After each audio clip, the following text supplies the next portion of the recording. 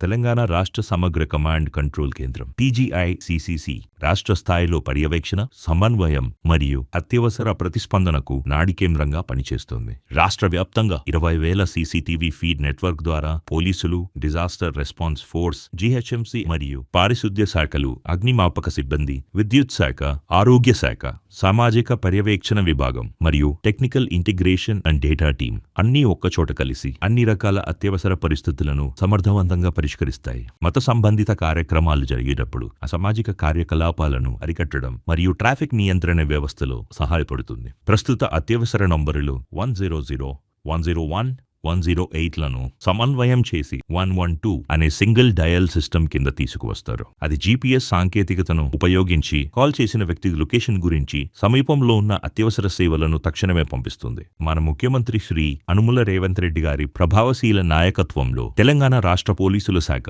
TGICCCను సమగ్ర పాలనకు మరియు స్మార్ట్ నిఘాకు ఆదర్శంగా నిలిపేలా నిరంతరం సమర్థవంతంగా పనిచేస్తుంది.